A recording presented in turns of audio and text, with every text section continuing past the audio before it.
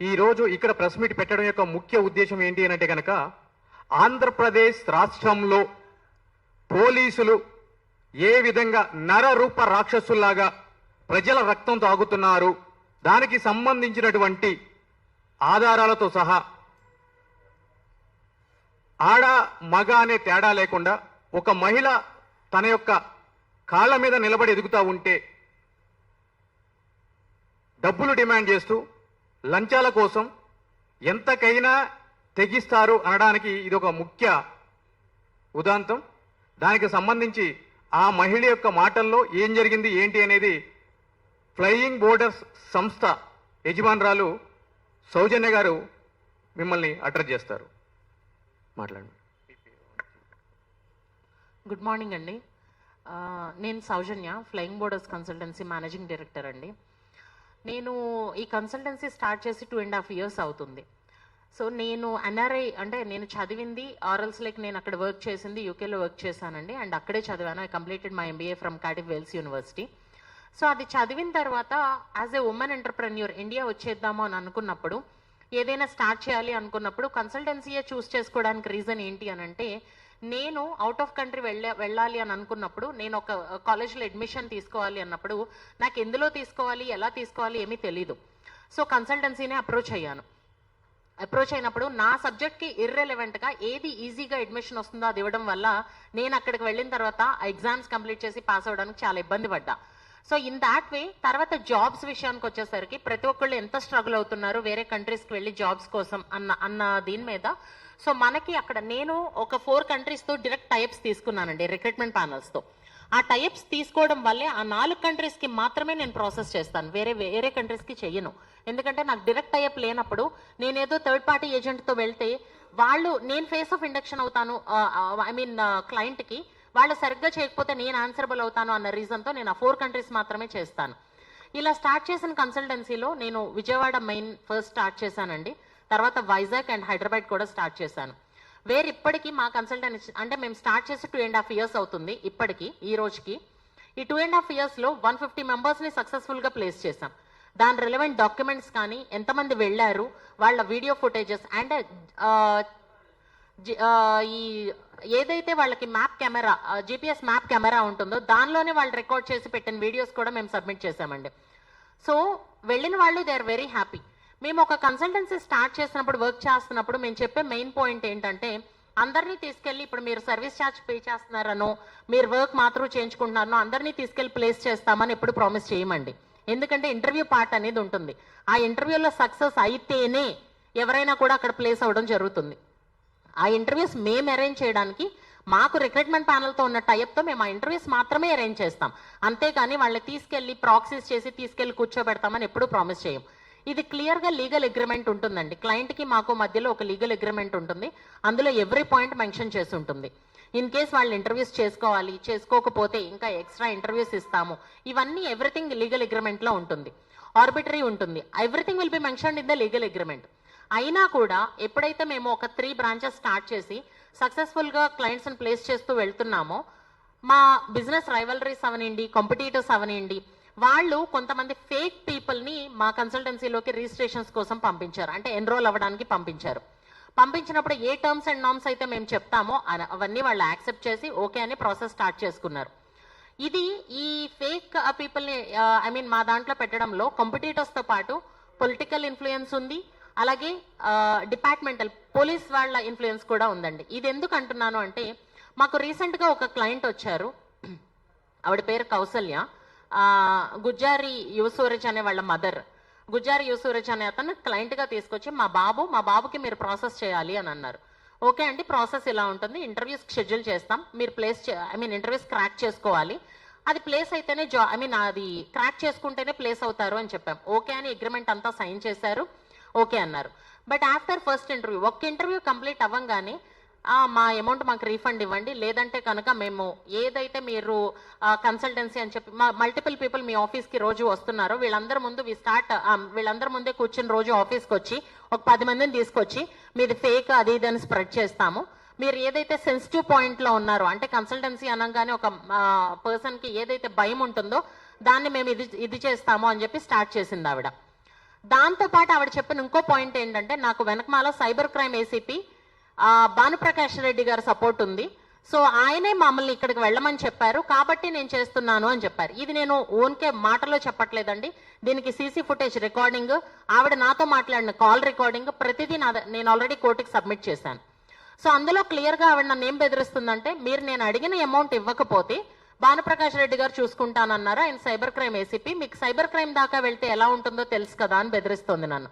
అసలు cyber crime అనే word నాకు తెలిసిన నాలెడ్జ్ ప్రకారం, నాకు అంత నాలెడ్జ్ లేదండి వీటిల్లో, బట్ నాకు తెలిసిన నాలెడ్జ్ ప్రకారం ఏదైనా ఇల్లీగల్ గా ఏదైనా జరుగుతానంటే సైబర్ క్రైమ్ కి రిలేటెడ్ అంటే మీడియా రిలేటెడ్ ఏదైనా ఇట్లాంటి అన్అఫీషియల్ బ్యాంక్ ట్రాన్సాక్షన్స్ రిలేటెడ్ ఇట్లాంటివి ఏమైనా జరిగితే సైబర్ క్రైమ్ అంటారు.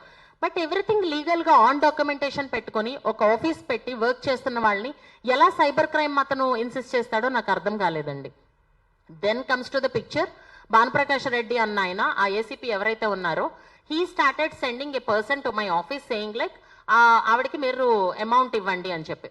సో నేను ఆ ప్రెషర్ తీసుకోలేక, బికాజ్ ఇది ఎంత దాకా వెళ్తుందో ఆ ప్రెషర్ తీసుకోలేక నేను ఆవిడకి కొంత అమౌంట్, ఓకే ఫైన్ నేను మీకు ఎంత అమౌంట్ మీరు ఎక్స్పెక్ట్ చేస్తున్నారో అన్నప్పుడు ఆవిడ చాలా పెద్ద ఫిగర్ చెప్పారు. నేను అది చేయలేనండి, బట్ మీరు ఆల్రెడీ ప్రాసెస్ చేసుకోవడానికి నా దగ్గరకు వచ్చారు కాబట్టి మీరు ఏదైతే కన్సల్టేషన్ ఛార్జ్ నాకు పే చేశారో అందులో నేను ఎంతో కొంత మీకు రీఫండ్ చేయగలుగుతాను అని చెప్పి నేను ఆవిడతో మాట్లాడి ఆ అమౌంట్ ఆవిడకి ఇచ్చి NOC MOU no objection certificate and వాళ్ళు విత్డ్రా చేసుకుంటున్నట్టు ప్రతి డాక్యుమెంట్ లీగల్ గా సైన్ చేయించుకుని అవన్నీ కూడా నేను ప్రూఫ్ కింద సబ్మిట్ చేశానండి కోర్టుకి, with audio footages, CC footages, call recordings and documents. ఇవన్నీ సబ్మిట్ చేసిన తర్వాత ఆవిడ ఓకే అని చెప్పి వెళ్ళిపోయారు. వెళ్ళిపోయిన తర్వాత ఏసీపీ అన్న ఆయన he started harassing us. 25 lakhs నన్ను డిమాండ్ చేశారండి. 25 lakhs నాకు కావాలి, ఇస్తేనే మీ కన్సల్టెన్సీ అక్కడ రన్ చేసుకోవడానికి ఉంటుంది, లేదంటే రేపటి నుంచి మీకు ఆ కన్సల్టెన్సీ ఉండదు, అక్కడ మీరు ఎలా వర్క్ చేస్తారో చూస్తాం అని చెప్పి he started demanding us. 25 lakhs అనేది నాకు చాలా పెద్ద ఫిగర్ అండి, నేను ఒక 2 సంవత్సరాలు కష్టపడితే కానీ రాదు అది. సో అంత అమౌంట్ ని నేను అప్పటికప్పుడు తెచ్చి ఇవ్వాలంటే నాకు ఇంకో సోర్స్ లేదు. బట్ నేను ఇది రన్ చేయడం అనేది నేను ఒకటి స్టార్ట్ చేసినప్పుడు ఫినాన్షియల్ గా అవనండి లేకపోతే వర్క్ వైజ్ గా అవనండి, నేను ఒక కన్సల్టెన్సీ స్టార్ట్ చేశాను అంటే అది నాకు లైఫ్ తో పాటు నా ఫినాన్షియల్ రిక్వైర్మెంట్స్ ఫుల్ఫిల్ చేయడంతో పాటు చాలా మంది క్లయింట్స్ ఫ్యూచర్ దాని మీద డిపెండ్ అయి ఉందండి. ఎందుకంటే చాలా మంది స్టిల్ ప్రాసెసింగ్ లో ఉన్న వాళ్ళు ఉన్నారు, స్టిల్ ఆల్రెడీ వెళ్ళడానికి రెడీగా ఆఫర్ లెటర్స్ వచ్చిన వాళ్ళు వెళ్ళడానికి రెడీగా ఉన్న వాళ్ళు ఉన్నారు. వీళ్ళందరూ సఫర్ అవుతున్నారు వీళ్ళ ఇంపాక్ట్ వల్ల. ఎందుకు అనంటే మా ఆఫీస్ కి ఆల్ ఆఫ్ సడన్ ఫ్రైడే వచ్చి అనఫీషియల్ గా, యూనిఫామ్ లో కూడా కాదు, అనఫీషియల్ గా ఫ్రైడే ఒక 12 members వచ్చేసి బయట క్రైమ్ సీన్ అనేది ఒక ట్యాగ్ లాగా పెట్టేసి క్లయింట్స్ ఎవరిని లోపలికి రానివ్వకుండా ఇక్కడ మేము ఎంక్వైరీ చేస్తున్నాను, something is going wrong here అని క్లయింట్ కి ఓపెన్ స్టేట్మెంట్ ఇచ్చేసి వాళ్ళని భయపెట్టి వాళ్ళ కాంటాక్ట్ డీటెయిల్స్ అన్ని తీసుకుని మా ఆఫీస్ లోకి 12 members వచ్చి అసలు కనీసం మమ్మల్ని బయటకు వెళ్ళనీయకుండా, ఫోన్స్ మాట్లాడనివ్వకుండా, వితౌట్ ఎనీ ఇంటిమేషన్. కనీసం మేము అడిగాం దేనికి వచ్చారు, మాకు ఏమైనా ప్రూఫ్ చూపించండి అని. They didn't show any proof, మాకు ఒక్క పేపర్ డాక్యుమెంట్ కూడా ఇవ్వలేదు. ల్యాప్టాప్స్, మొబైల్స్ అన్ని తీసుకుని వెళ్ళిపోయారు. కనీసం తీసుకుని వెళ్ళిన తర్వాత కూడా ఎన్ని ల్యాప్టాప్స్, ఎన్ని మొబైల్స్, ఏం తీసుకెళ్లారు అనేది కూడా మాకు ఏ డేటా ఇవ్వలేదు. మమ్మల్ని ఫోన్ తీసుకొని ఇవ్వలేదు, ఒక ఫోటో తీసుకొని ఇవ్వలేదు, ఏమీ తీసుకోలేదు. బట్ లకీలీ సీసీ ఫుటేజ్ ఉందండి. ఈ ప్రతిదీ మొత్తం వాళ్ళు చేసిన ప్రతి దానికి సీసీ ఫుటేజ్ ఉంది. అది నేను ఎవిడెన్స్ గా ఆల్రెడీ మా లాయర్ గారికి అండ్ కోర్టుకు కూడా సబ్మిట్ చేశామండి. సో ఎలా వార్న్ చేస్తున్నారంటే మీరు ఇప్పుడు ఇక్కడ మిస్టేక్ జరుగుతుందని మీరే యాక్సెప్ట్ చేయాలి, యాక్సెప్ట్ చేయకపోతే మిమ్మల్ని రిమాండ్కి తీసుకెళ్తామని. వీ స్టేడ్ వెరీ స్ట్రాంగ్, మా స్టాఫ్ కూడా చాలా స్ట్రాంగ్ గానే నుంచున్నారు. మేము మిస్టేక్ చేయకుండా ఎందుకు ఒప్పుకుంటాం, మేమైతే యాక్సెప్ట్ చేయమో, సైన్ పెట్టమో అని. మమ్మల్ని చాలా హ్యారస్ చేశారు, దానికి ఫుటేజ్ కూడా ఉందండి, నేను ఓవరాల్ గా చెప్పట్లేదు ఇది. సో ఇదంతా చేసిన తర్వాత మేమైతే సైన్ పెట్టమనేసరికి మా లాయర్ గారు వస్తారు ఇంకొక 10 minutes లో అన్నప్పుడు దే లెఫ్ట్ ఫ్రమ్ దేర్, వెళ్ళిపోయారు. మార్నింగ్ 10 కి స్టార్ట్ అయింది, నైట్ అరౌండ్ 8:30 వరకు ఆఫీస్ లోనే ఉండి క్లయింట్స్ వచ్చే వాళ్ళని వెళ్లే వాళ్ళని కాంటాక్ట్స్ అన్ని తీసుకుని ఆ తర్వాత ఏం చేయడం స్టార్ట్ చేశారంటే క్లయింట్స్ అందరికి కాల్ చేసి ఇక్కడ ఏదో ఫ్రాడ్ జరుగుతుంది, మీరు అందరూ వచ్చి కంప్లైంట్ ఇవ్వండి అని వాళ్ళని ఇన్సిస్ట్ చేయడం స్టార్ట్ చేశారు. వాళ్ళు మాకు మెసేజెస్, కాల్స్ చేస్తూ ఉన్నారు. మొబైల్స్ అన్ని తీసుకెళ్లిపోయారు, కానీ విజయవాడ మొబైల్స్ అండ్ ల్యాప్టాప్స్ తీసుకెళ్లారు. హైదరాబాద్ బ్రాంచ్ లో ఉన్నాయి కాబట్టి they start calling to Hyderabad branch. So అన్ని తీసుకెళ్లిపోవడంతో అసలు మేము ఇన్ఫర్మేషన్ ఇవ్వడానికి కానీ వాళ్ళకి చెప్పడానికి కానీ లేకుండా పోయింది. క్లయింట్స్ నుంచి ప్రెషర్ పెరుగుతోంది, వాళ్ళకి భయం పెరుగుతోంది. సో ఇవన్నీ సార్ట్ అవుట్ చేయడానికి మాకు చాలా కాంప్లికేటెడ్ అయ్యేలాగా మమ్మల్ని అన్ని సైడ్స్ నుంచి లాక్ చేయాలి అనే ఒపీనియన్తో చేసినదండి. ఒకటే చెప్తున్నానండి, ఇప్పుడు ఒక ఉమెన్ గా ఏదైనా స్టార్ట్ చేయాలి అనుకుంటే ఎవరు సపోర్ట్ చేయకపోయినా పర్లేదు, కానీ ఇల్లీగల్ గా దానికి మీరు అంటే నాకు ఇంత మనీ ఇవ్వాల్సిందే అని రౌడీయిజమో మీరు యూనిఫామ్ వేసుకున్నారు అంటే ఆ రెస్పెక్ట్ మాకు ఉంటుంది. కానీ దాన్ని కూడా పక్కన పెట్టి మనీ కోసం రౌడీయిజం లాగా రౌడీస్ లాగా బిహేవ్ చేస్తాము అంటే ఎంతవరకు టాలరేట్ చేయగలమండి? కోర్టు నుంచి మాకు ఆల్రెడీ ఆర్డర్ ఉంది, లైక్ హైకోర్టు నుంచి అండ్ సికింద్రాబాద్ కోర్టు నుంచి ఆల్రెడీ ఇవన్నీ ప్రొడ్యూస్ చేసి ఆర్డర్ తీసుకున్నాం. అయినా కూడా మా దాకా ఇంకా కోర్టు కాపీ రాలేదు. ఇలాగే మేము మీ స్టాఫ్ని ఇబ్బంది పెడతామని స్టాఫ్ని రోజు మార్నింగ్ 10కి పిలిపించి నైట్ 10:30, 11 వరకు అక్కడే ఉంచి వాళ్ళని హెరాస్ చేయడం, కొట్టడం ఇవన్నీ చేస్తున్నారు వితౌట్ ఎనీ ఆర్డర్, ఎలాంటి ఆర్డర్ లేకుండా. అండ్ నన్ను బెదిరిస్తున్నారు, మీరు వచ్చే వరకు, మీరు వచ్చి మీరు యాక్సెప్ట్ చేసే వరకు మీ స్టాఫ్ని ఇలాగే చేస్తామని. అదేంటండి, కోర్టు ఆర్డర్ ఉంది, మా దగ్గర అన్ని ప్రూఫ్స్ ఉన్నాయంటే అదంతా మాకు అనవసరం, లేదు అంటే అమౌంట్ సెటిల్ చేసుకోండి. దేనికి అమౌంట్ సెటిల్ చేయాలో నాకు అర్థం కాలేదండి. ఇఫ్ ఎట్ ఆల్ క్లయింట్ ఏదైనా నిజంగా ఇబ్బంది పడుతున్నారంటే మీరు ఫేక్ గా ఒక 10 మందిని తీసుకొచ్చి నుంచి, వాళ్ళు ఎవరో మా క్లయింట్స్ కాదండి. ఎందుకంటే మా క్లయింట్ ప్రతిదీ మాకు ఆడియో ఫుటేజ్ ఉంటుంది, వాళ్ళ డీటెయిల్స్ ఉంటాయి, అన్నీ ఉంటాయి. సో మా క్లయింట్స్ కాని వాళ్ళని తీసుకొచ్చి మీరు ఏదైతే చేస్తున్నారో దానికి ఎంతవరకు మేము తలంచాలో తెలియట్లేదు. సో అక్కడ నేను ఏపీ నుంచి వచ్చినా కూడా అక్కడ సెక్యూరిటీ వైజ్ గా నేను చాలా సెక్యూరిటీ లేదు, నాకు థ్రెట్ ఉంది అని ఆ ఫీలింగ్ ఉంది కాబట్టి ఇక్కడ దాకా వచ్చి సో మీడియా ముందే నేను చెప్పాలనుకున్నాను నా పెయిన్ ఏదైతే ఉందో. దయచేసి నన్ను ఇంకో సాయికృష్ణన్ అయితే చేయకండి. బికాస్ నేను ఎంతవరకు ఎఫర్ట్ పెట్టి చేయగలుగుతానో అంతవరకు నేను క్లయింట్కి నా మాక్సిమం ఎఫర్ట్ పెట్టి ప్రాసెస్ చేయడానికే చూస్తాను. కానీ వాళ్ళు ఇల్లీగల్గా ఏదైతే చేస్తున్నారో దానికి తలోంచి మీరు ఇంత అమౌంట్ ఇవ్వాలి అని అంటే నేనే కాదు, ఎవరు జెన్యున్గా వర్క్ చేసే వాళ్ళు ఎవరు రన్ చేయలేరండి, ఏది రన్ చేయలేరు.